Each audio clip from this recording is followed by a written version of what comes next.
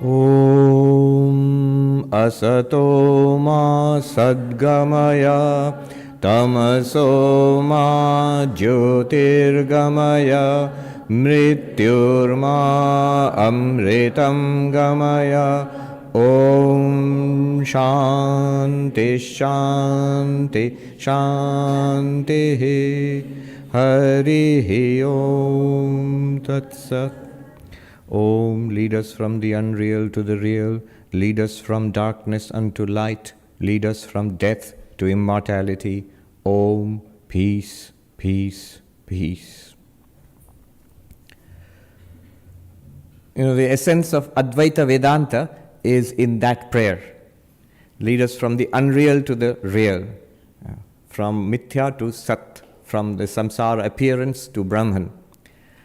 How do you do that? By light. Here I interpret light as knowledge, as realization. And what is the result of that? From death to immortality. So what is the goal? To attain the reality. How do you do that? Through knowledge. And what is the result? Go beyond death, attain immortality. So the subject this morning is Vedanta in the 21st century. And by that, I'm going to draw upon how Vedanta is relevant to our lives personally and to the community and the world at large. What interesting and powerful applications of Vedanta can there be in this world of ours today? And of course, I will draw on Swami Vivekananda as the chief proponent of Vedanta in these times, in our times. It must be acknowledged, one must stop for a while and see what a remarkable, extraordinary character Swami Vivekananda was. Imagine, he came here from India to the West, the first Indian spiritual teacher to do so, and taught Hinduism, the highest and noblest part of Hinduism, the essential teachings, highest teachings of Hinduism. He opened the door. And not only did he teach, he opened the door for the entire spiritual legacy of India to come to the West. He did it very deliberately. He knew this is what he was doing. Somebody remarked so beautifully that when he stood up to speak at the Chicago World Parliament of Religions on 11 September 1893, behind him, before him stood the West, the modern West, because it was the universal exposition, in Chicago, science and technology, and the latest inventions and discoveries. Electricity was the cool thing at that time. Edison was there, Tesla was there, there were expositions of the latest technology. Hiram Maxim with his machine guns were there. So all of it was there. And displays of cultures of all over the world, and religion also, the World Parliament of Religions. So in front of him was the West, and new and energetic and powerful and vibrant. And behind him lay 5,000 years of calm and patient development of inquiries into the nature of our own existence, who we are, what we are. The accumulated spiritual treasures. He did not speak just for Advaita Vedanta. He did not stand there just for Sri Ramakrishna. Of course, Sri Ramakrishna did not stand there just for Sri Ramakrishna. He stood for the entirety of Hinduism, I would say humanity, spiritual development. But Swami Vivekananda came in the name of all of Hinduism, and he taught, he represented even Buddhism and other Indian traditions. So he opened this door for the transmission of spirituality from India to the West, and in his wake have come gurus and swamis and lamas and yogis by their dozens over the last 100 years.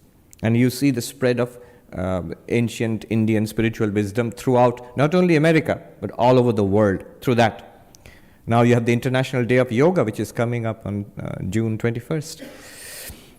All of that can be traced back to Swami Vivekananda. He was a pioneer, no doubt. He is the one who opened the door to that.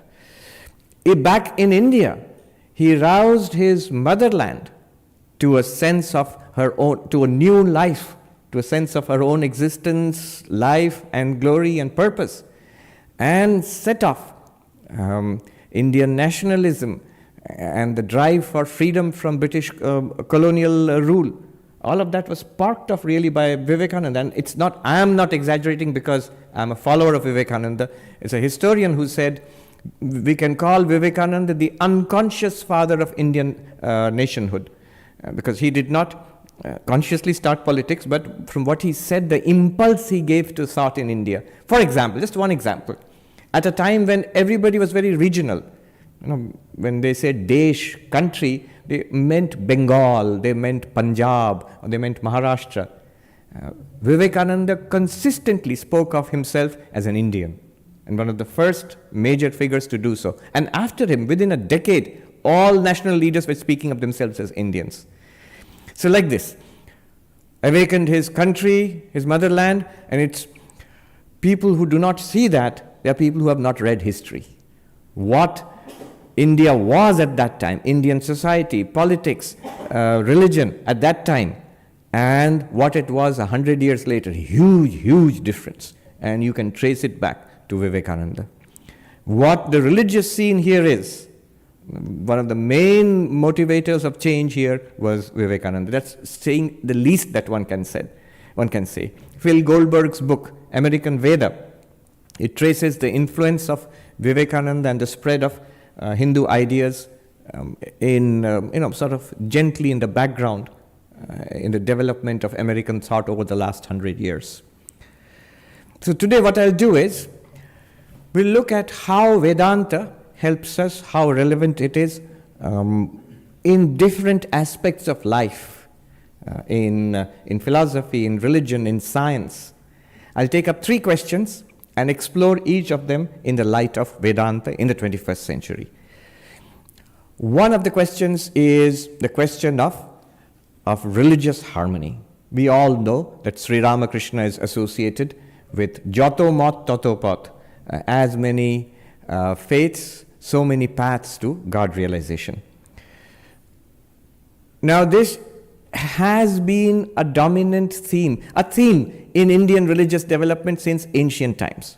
The Rig Veda itself says, Ekam Sat Vipra Bahudha Vadanti. The truth is one, the wise speak of it differently, which was a very wise thing to do thousands of years ago, because when multiple expressions of religion could then coexist, they would debate, they would compete, but nobody would say that this one is the one truth and everything else is false and has to be destroyed. Robert Wright, who has written this book, The Evolution of God, he's a neo-Darwinian scholar and writer who resides, in Princeton. And in this book, he talks about the evolution of Judaism, Christianity. So the evolution of God, it does not actually mean the evolution of God. It means the evolution of our understanding of God. So he has talked about the evolution of Judaism, Christianity, and Islam. When he talks about religious violence, in that chapter, towards the end of it, he brings in Hinduism. And he says, is there a solution to the problem of religious violence? And he says, one solution, which is the only one which we can see which will work, is what the ancient Hindus discovered in the Vedic times, thousands of years ago. The truth is one, the wise speak of it differently. And that actually prevented violence between various religious streams of thought in India. India has been a very religious country and a very violent country also, in the sense that so many wars have been fought throughout history, any number of wars. But religious wars, none. Which is incredible for a people who are so involved in religion. Religious wars, none. They didn't think it's something that you should fight over. And that continues. It is something that is absorbed in the life of the common people there in India.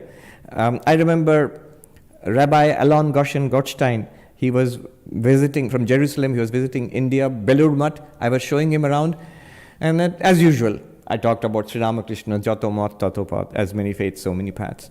And he said, you all talk about the harmony of religions, but where is it there in India? I don't see seminars, conventions, paper writing, discussion, boards, committees for harmony of religions. I thought, yeah, he's right. But the point is, seminars, conventions, committees are not needed, because the harmony of religions is not something that theologians or pundits only are talking about. It is there in the life of the people there. I was reminded of, in Belur Math, Chhat Puja. It is people from UP and Bihar mainly. It's a worship of sun.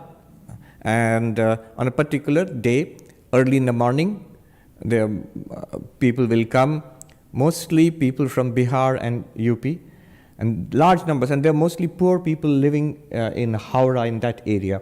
So they come to the Ganga in Belur Math early in the morning and offer worship.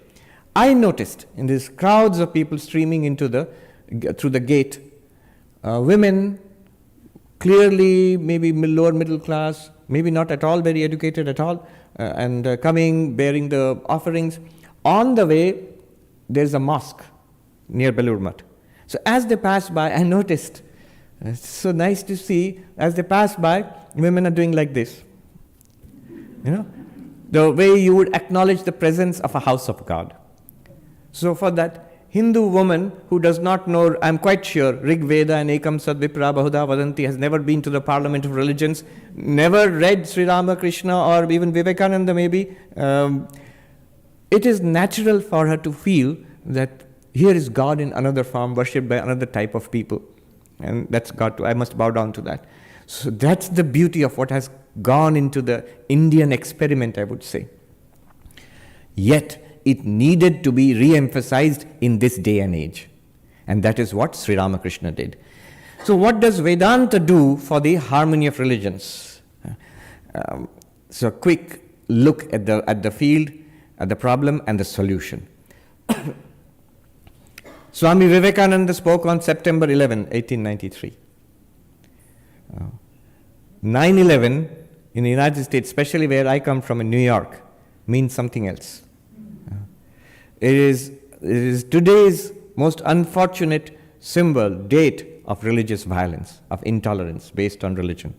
And yet it's on the same date that Swami Vivekananda, more than 100 years ago, stood up at Chicago in the World Parliament of Religions and proclaimed the doctrine of the harmony of religions. So it continues to have enduring relevance. Unfortunately, in this day, in this age, in our world in the 21st century, harmony of religions is very much necessary because of the presence of religious intolerance and fanaticism and violence and terrorism in the name of religion. So how does that work? And how is it any different from traditional Vedanta? For example, in traditional Vedanta, what we discussed yesterday, the ultimate reality is Brahman, existence, consciousness, bliss. And this whole world, this universe, us, and everything that goes on in the world, including science and religion and all, are all manifestations at the level of relative truth. So they make a distinction between Paramarthika and Vyavaharika, absolute truth and transactional truth. Vedanta itself is on the transactional level, on the relative level. Absolute level is only Brahman.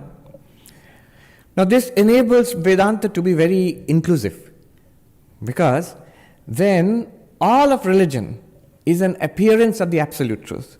The absolute truth cannot be put exactly in language, so whenever you try to express the absolute truth in language, it will not be the same. You can express it in different ways. And that's not wrong. As Swami Vivekananda says, we do not proceed from falsity to truth, we proceed from lower truth to higher truth. So the lower truth would be whatever we do. And in religion also, all of it. Christianity, Islam, Hinduism, Vedanta, even Advaita Vedanta. And the classical Advaita Vedanta accepts this. Gaudapada, in his commentary on the Mandukya Upanishad, Advaitam icchanti kechana, Dvaitam icchanti chapare, Dvaita Dvaita vivarjitam tattvam. He is a radical non-dualist. Who? Gaudapada. And he says, some people prefer non-dualism. Some prefer dualism. But I must admit, the truth lies beyond dualism and non-dualism. And it's only a non-dualist who can say that. Now, because of this attitude, different religious approaches are all acceptable. When the Advaita Vedanta was being spread through the length and breadth of India vigorously by Shankaracharya, the reaction from traditional Hindus was, these fellows, are they Hindus at all? Shankaracharya himself was later accused of being a Prachanna Bauddha, crypto-Buddhist. So, Advaita Vedantins emphasize, of course, are they Hindus? Do they bow down in temples before images? One sadhu said, हाँ बाबा प्रणाम भी करते हैं, गंगा स्नान भी करते हैं, तीर्थ भी करते हैं. Yes, my dear sir, we all non-dualists will be happy to bow down before the image in the temple. We will be happy to take a dip in the Ganga, and we will be happy to go on pilgrimages. All of that as traditional Hindus, which you do, we can do. But notice the difference. We are happy to bow down before the image of Krishna, but also Shiva, and also Durga, and also Kali. Not only that, if you extend it to this day and age, we are happy to, as Gandhi said, and Vivekananda said, that we are happy to kneel down in the church before the cross, and bow down in the mosque, and worship in the synagogue. Because, how do you do that? Because whatever you see, the worship of God is Saguna Brahman. Consciousness Satchidananda with attributes. And that can be conceived of, worshipped, experienced in so many different ways.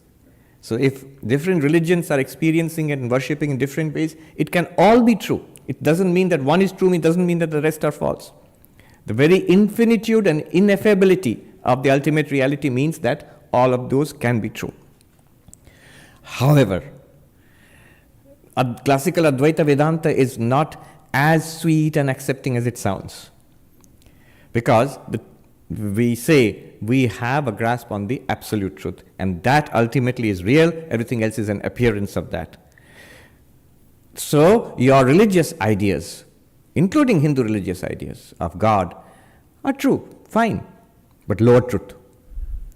Higher truth, Brahman, existence, consciousness, bliss. Oh, what is that? That's what you are, really. And that's what we want to tell you. So Shankaracharya, in his commentary on Gaudapada's Karikas on the Mandukya Upanishad, in one place Gaudapada says, Parasparam viruddhyante tairayam na viruddhyeta. The dualist philosophies, they clash with each other, they fight with each other. Every religion which is a dualist religion, have you noticed? I must say this, it sounds harsh. It is all the bhakti traditions which talk about love and peace, which are the sources of the maximum violence and hatred in the world. And that's not surprising. If you emphasize emotion, that emotion cuts both ways. Intense love, feeling of oneness which we have within a religious community can immediately be directed as dislike and hatred for others who are outside the bounds of our love. Shankaracharya says in his commentary there that yes, they fight with each other, but we non-dualists have no fight with any dualist, any other religion which is a dualistic religion. Why not? His answer, why not, is a little shocking. He says, imagine a man, remember Shankaracharya is from Kerala, so imagine a man riding on an elephant and going down a little village pathway in Kerala. So man on an elephant. And he comes across a crazy guy on the road who says, charge your elephant against mine, let's have an elephant fight. Now that man is crazy, doesn't have an elephant. How can I have a fight with him because he doesn't have an elephant? I can't charge my elephant against a non-existent elephant. Similarly, Shankaracharya says, Advaita Vedanta has no fight with all, within brackets, the crazy lunatics of this world. Because he doesn't say crazy lunatics, he just says that they don't have a fight with anybody else because they are not teaching the absolute truth. So the relative truth can be many expressions. Why? The ultimate reality has no conflict with a lower truth. Two truths at the same level can have conflict. So for example, the desert is dry. It looks like water, a mirage. So how can there be water and it be dry at the same time? It can be if the water is an illusion and the dryness is real. So a real desert can exist with a mirage. But actual dryness and water, they cannot exist together. Shankaracharya says, all the water in a mirage cannot wet a single grain of sand of the desert. Exactly like that, a world of appearance, samsara, this jagat, can entirely exist with the absolute reality, existence, consciousness, bliss. In fact, because of existence, consciousness, bliss, this world appears. Now that is not a very encouraging, from an Advaitic perspective, it's nice. It's very nice, because we are on the top of the mountain peak. But it's not a way to establish harmony with anybody. Who wants to be called the crazy guy without an elephant?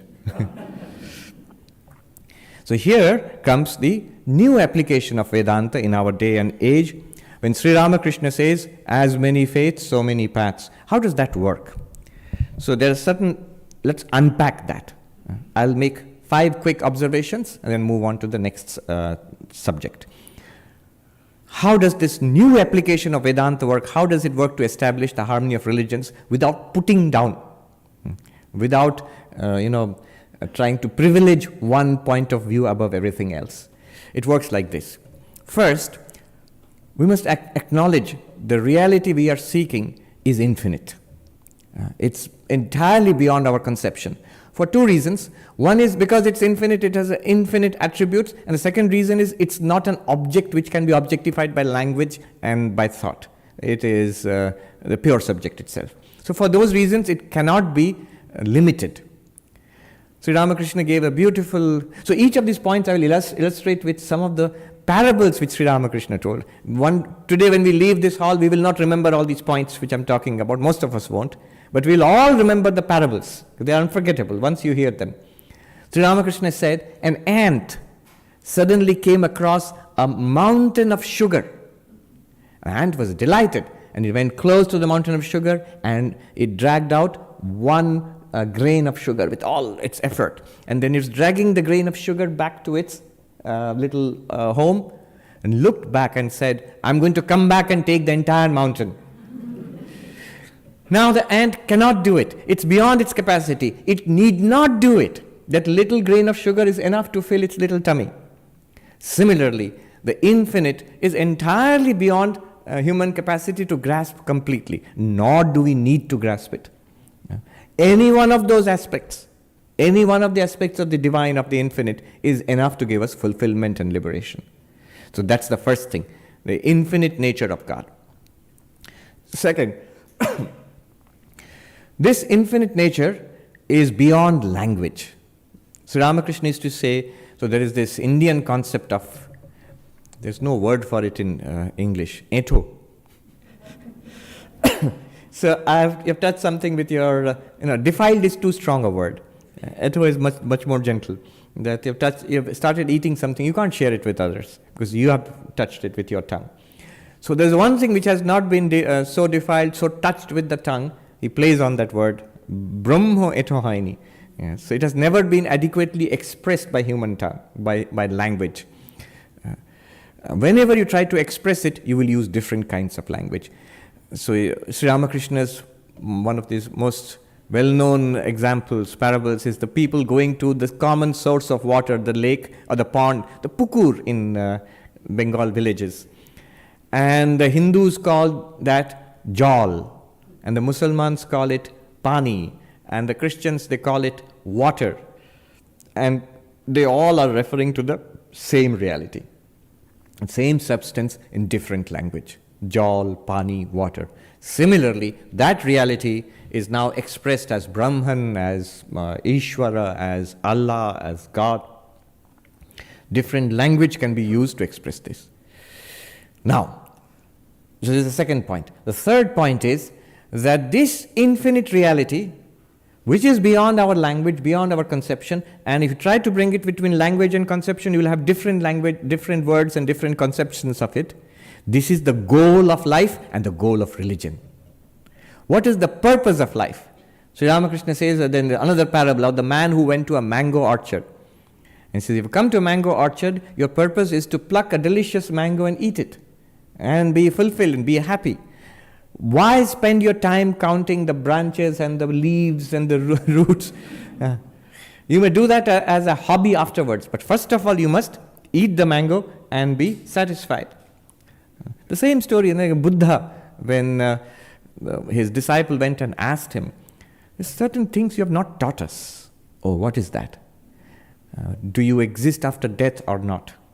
Is there an ultimate reality? There's 14 great silences of the Buddha. Other teachers tell us, Either the self exists or the self does not exist. There is something after death, there is nothing after death. But the Tathagata is not telling us anything. And then Buddha said, did I say that there is such a self? Oh, there is no such self. Did I say there is no such self? Then what are you telling us? And the Buddha's answer was very practical. It's a practical spiritual answer. He says, suppose a man is hit by an arrow, and then you rush to treat the dying man, and the man says, stop. What wood is this arrow made of? What is the name of the person who shot the arrow? To what caste does he belong? Answer these questions first before starting the treatment. To what would you say to such a man? The man would die before his treatment if he doesn't get treatment. Buddha says, precisely. The Tathagata teaches that there is suffering, there is a cause of suffering, there is an end to suffering, and there is a way of ending suffering. Sri Ramakrishna says, your goal is to attain that infinite reality. You have to eat the mango, and that is the goal. How do you eat the mango? How do you attain that infinite reality? Answer is religion. Which religion? All religions. So here comes a very strategic move by Sri Ramakrishna, of course based on ancient Indian tradition. Consider the religions not as the truth itself. Consider the religions as paths to the truth. So Sri Ramakrishna, he says that to Brahmo devotees who had come to meet him, he says, some of you came by boat, some of you crossed the bridge, some of you came by coach, some of you walked. In the end, you all came here. Similarly, he says that the Hindus will reach God, the Vaishnavas and the Shaktas and the Muslims and the Christians and the Brahmos, he says, they will all reach God. These different religions are paths. It's a very strategic move.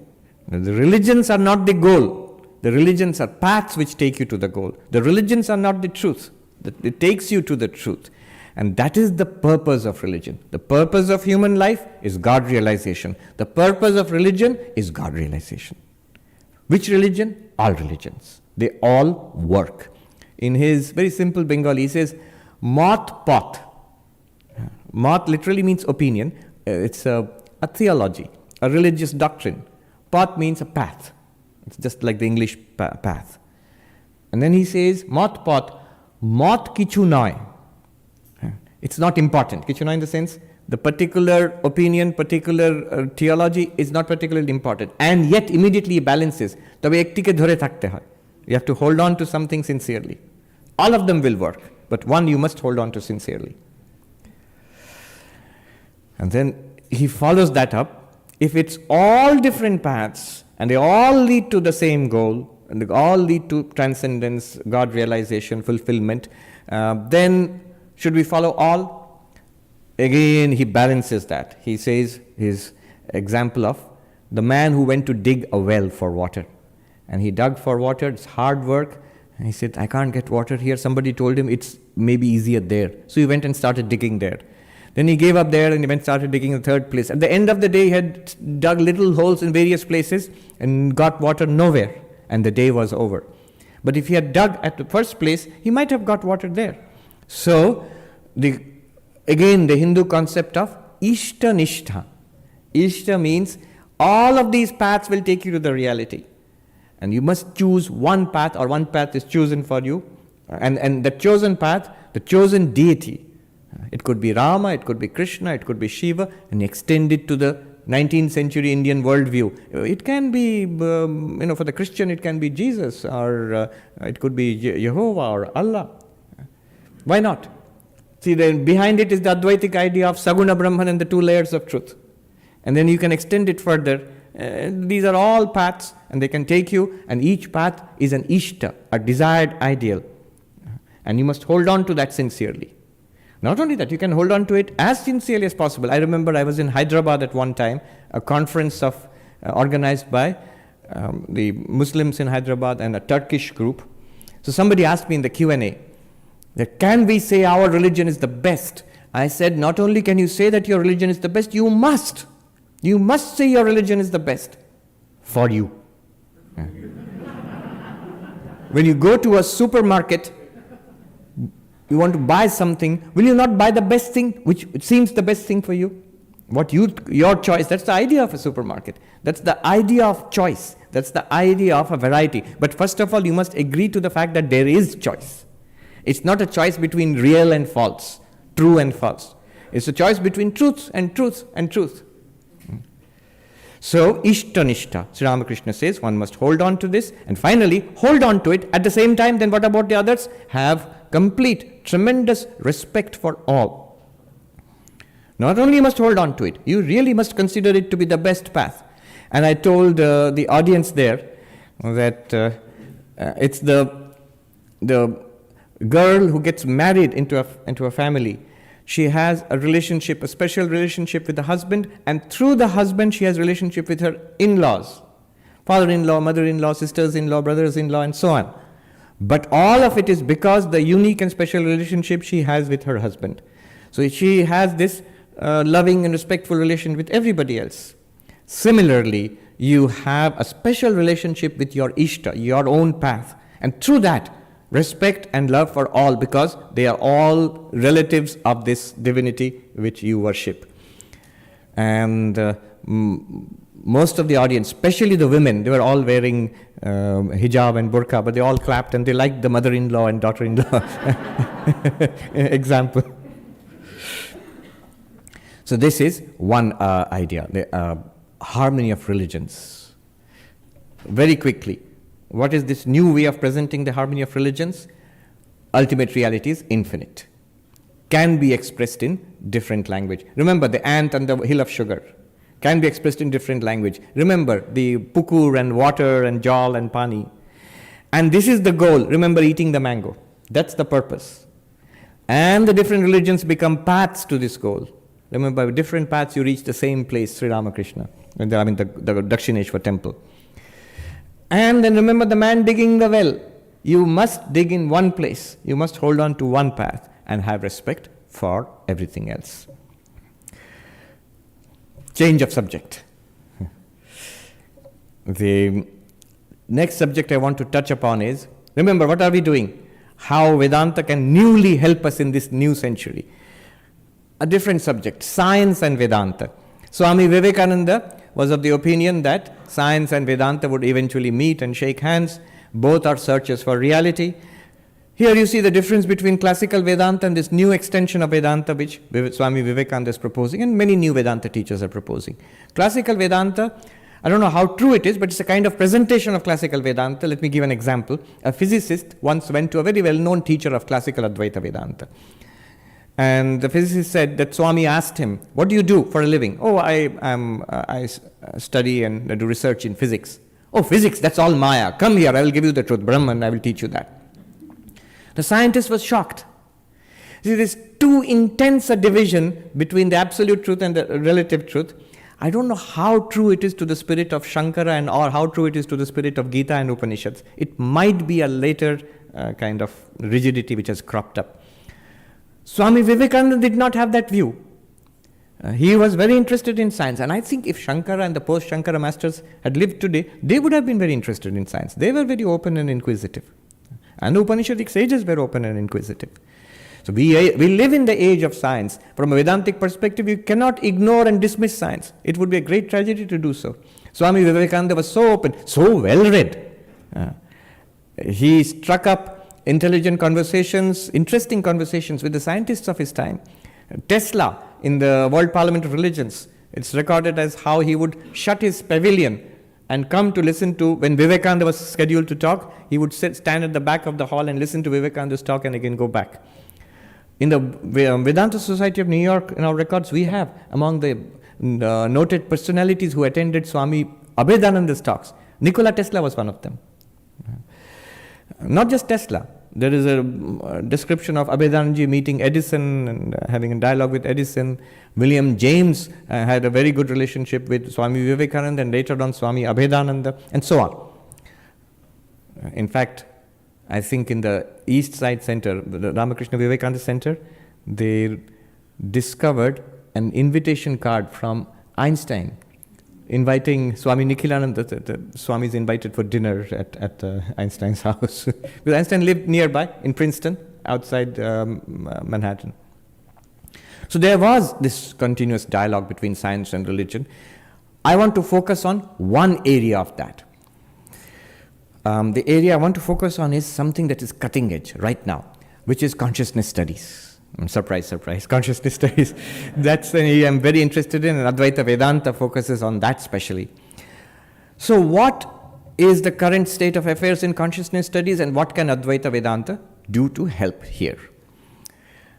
I'm going to make 5 progressive observations. These 5 observations are current state of research in consciousness studies, the current state of mainstream understanding or misunderstanding or no understanding in consciousness studies at present, and the Advaitic understanding in 5 steps.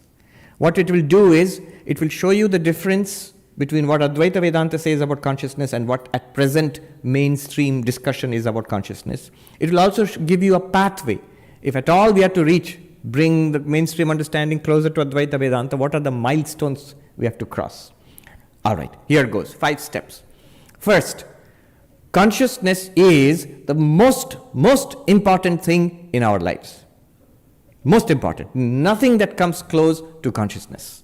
And this is, I am not saying it, one of the leading brain scientists, neuroscientist, Christoph Koch, he said it recently, a couple of years ago, launching his book, The Meaning of Life Itself, The Feeling of Life Itself. So he says, consciousness is the most important thing. If you give me $1 billion and say, Professor, you have to give up your consciousness, I would not agree. You're a billionaire, but you would lie in coma for the rest, for all time. No, I wouldn't agree. I might even agree to give up a limb, but I will not agree to give up consciousness, because without consciousness, I am nothing. Consciousness is central, is the most important thing that we have in life. Compared to anything else, money, health, even life itself. So, that's the step 1. Consciousness is central. Advaita Vedanta considers consciousness to be central. I mean, I just sort of bring in Ned Block here, who is one of the leading philosophers of mind in the world today. He's a professor of philosophy at NYU. So once there was this conference, a colloquium on the hard problem of consciousness and Advaita Vedanta at NYU. And after the discussion, when everybody was leaving the room, I still remember distinctly. So Ned Block, he rhetorically, I hope rhetorically, put out this question: why is this so important? Why is the problem of consciousness so important? By which he meant, rhetorically, there are so many problems, so many interesting problems of the body-mind, which some research will eventually solve. Imagine, a particular enzyme is found in the body. Nobody knows what it does. So one day some researcher with some grant will do some research and write a paper on it. Good. Why is it so important? Why is consciousness so important? Because consciousness is not like any of that. Consciousness is central. Consciousness is that by which we do science and philosophy and religion and all of life. It's that rock, the diamond I was talking about, the washerman's who's scrubbing dirty laundry with it. That's consciousness. It's central. Step 1. You might say that's obvious. It's maybe obvious. It was not obvious at all in mainstream discussion of consciousness 20 years ago. Science was not interested in consciousness. How interesting is that?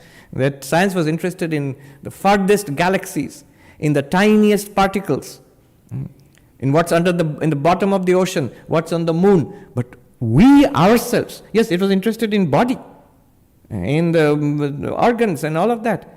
Even in the mind, psychology was interested. But the core of ourselves, which is awareness, science was not interested. But now science is interested. And it's a huge, hot problem now. So step 1, Advaita Vedanta and a lot of scientists today are agreed, and philosophers are agreed that consciousness is central. Step 1. So there we are sort of meeting. Second step, each is progressive, and we'll go a little further and further away from mainstream discussions and towards Advaita Vedanta. Second step, consciousness is not reducible to the brain. Big step. This is the hard problem of consciousness. David Chalmers, who is at NYU, he coined the term the hard problem of consciousness. What is the hard problem of consciousness? There is only one way of existence for objective things like this. The table is just a table. And it's an entirely objective thing. And everything in this world that you can see, this entire universe, from a quasar and a sun down to a quark, has only one type of existence, a physical, objective existence. There is no inner existence to any of it. How is it that consciousness, there is two sides of it. There is the brain and there is something inner existence as consciousness, the feeling of seeing, hearing. I am seeing a red rose, the feeling of seeing the red, of tasting coffee, the feeling the warmth of the liquid, of talking, of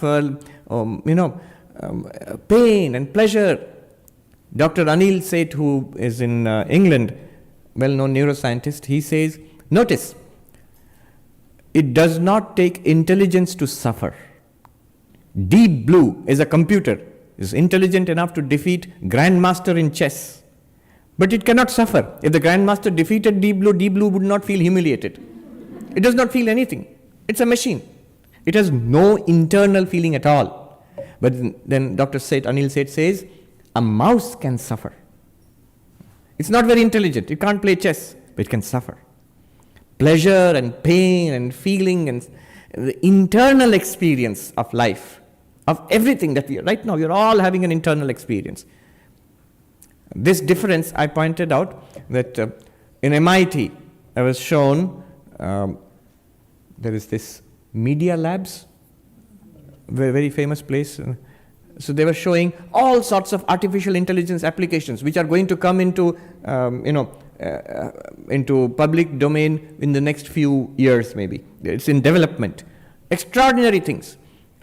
Things which we thought only human beings can do. Intelligence, memory, perception, decision making. Imagine a self-driving car.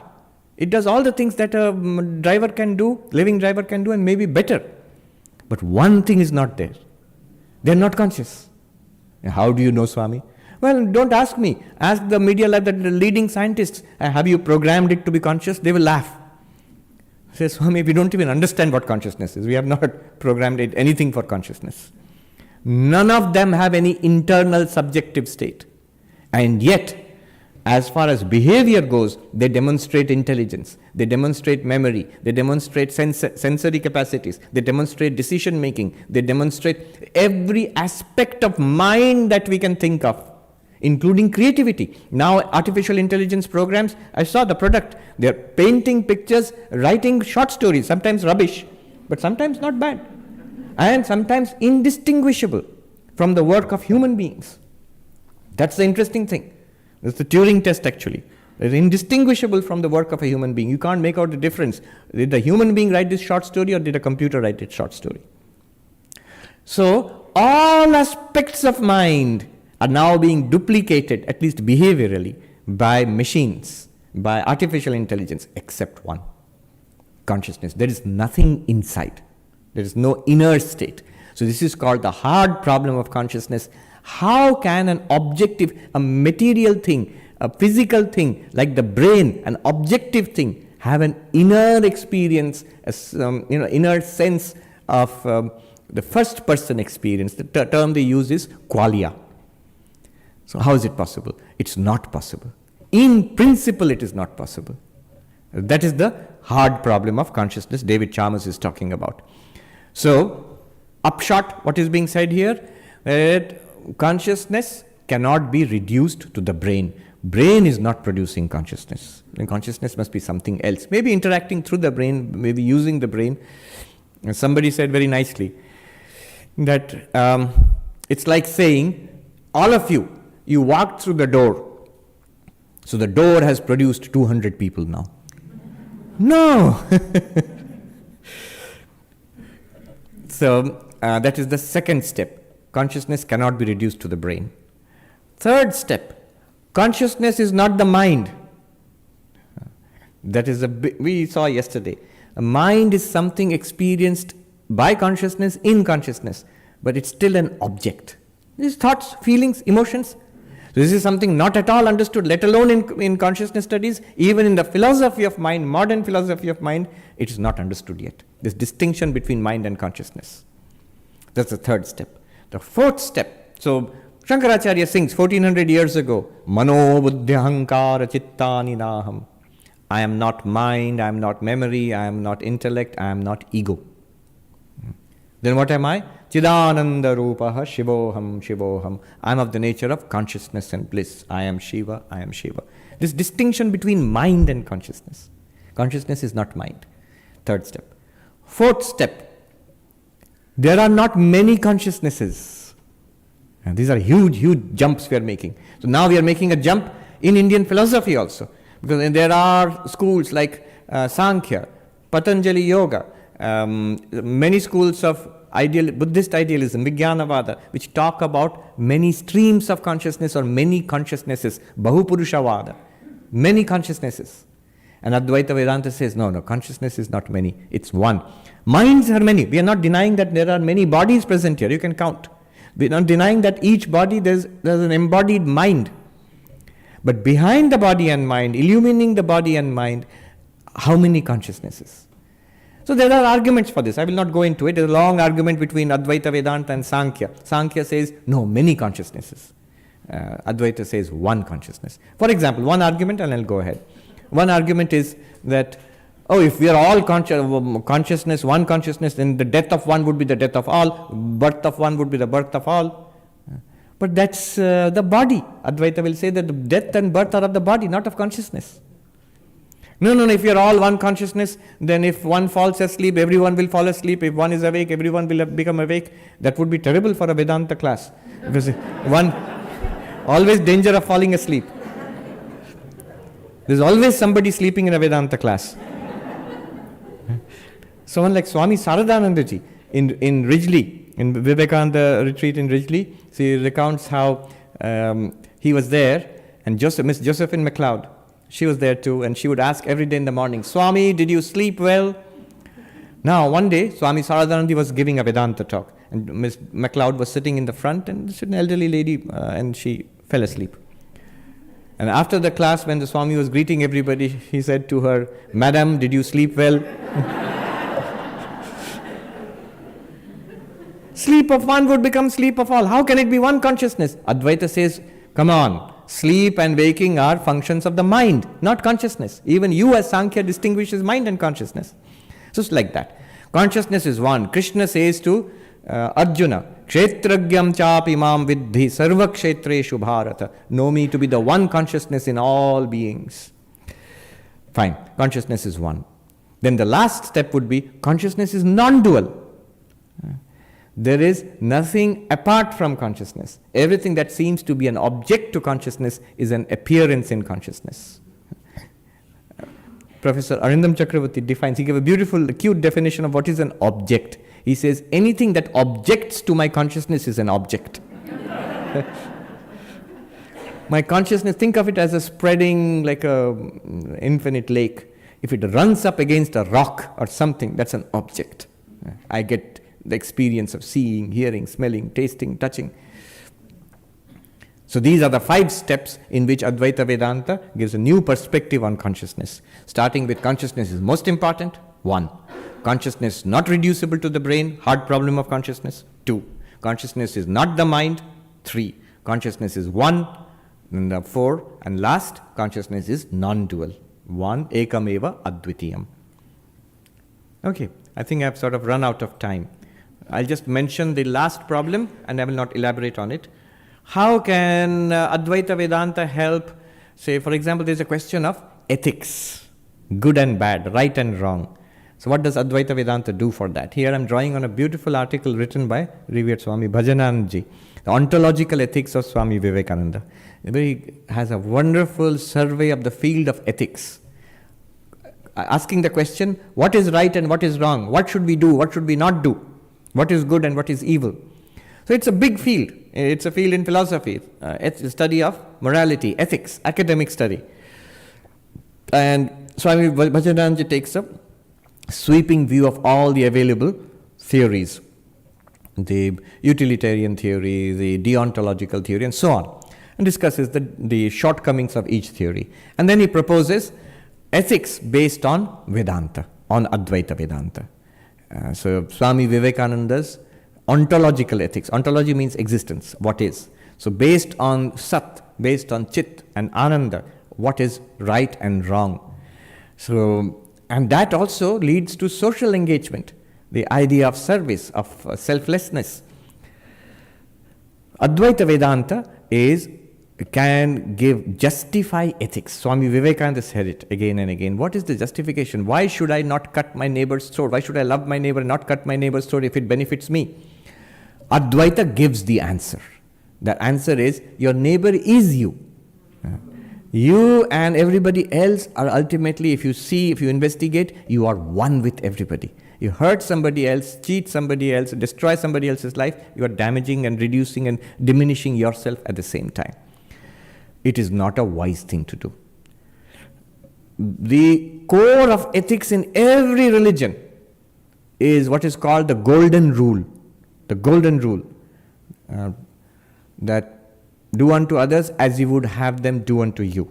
And that's something found in all the religions of the world. In fact, if you go to the United Nations, in New York, the United Nations headquarters, on the 3rd floor, you will find in big letters carved on a rock and placed there on one wall, the golden rule. That act unto others as you would have them act towards you or behave towards you. And you see, that's the golden rule of all religions. But the question is, and in Gita also says that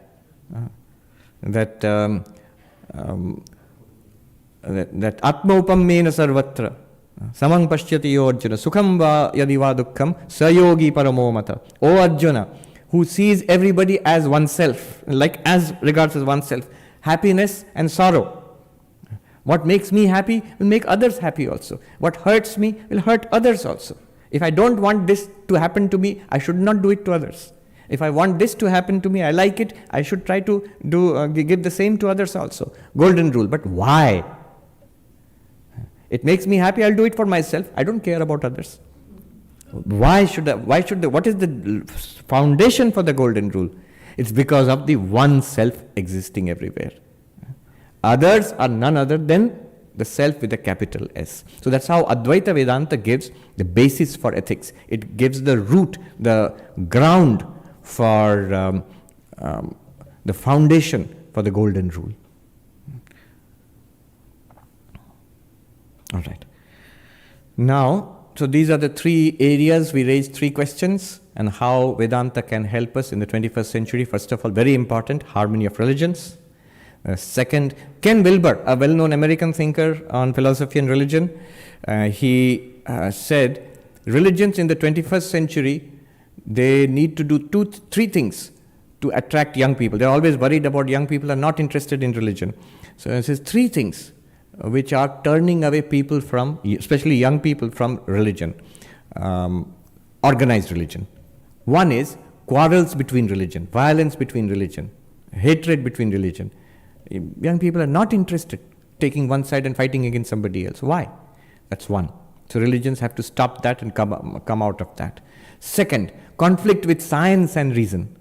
So what is already established by science, you need not accept the materialistic worldview. That's a philosophical worldview. You can have a different worldview. But what is an established truth in science, don't go against that. What is already a mainstream understanding in science, don't reject it. Just because my old book says no. That's not appealing to a rational mind.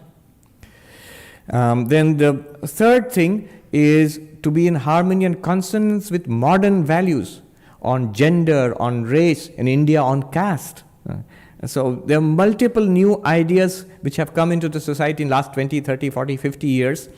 And religions which hold on to dogma, to practices which are centuries old, sometimes millennia old, in the name of this is religious truth, it cannot be shaken. These are often at odds with the new morality, with the new system of values.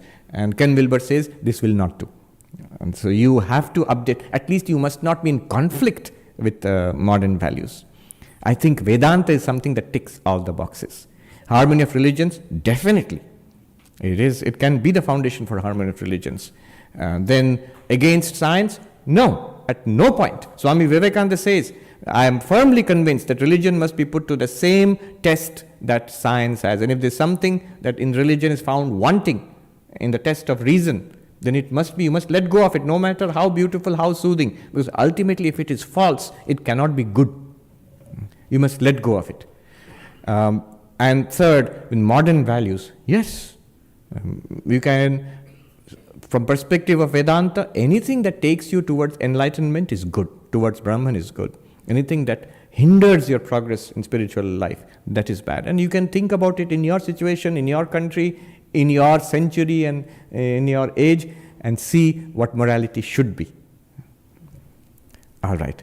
I'll do a peace chant and then go to the next part of it, which is Q&A. I think we are sort of on time. Om Shanti Shanti Shanti Hari Om Tat Sat Shri Ramakrishna Arpanamastu.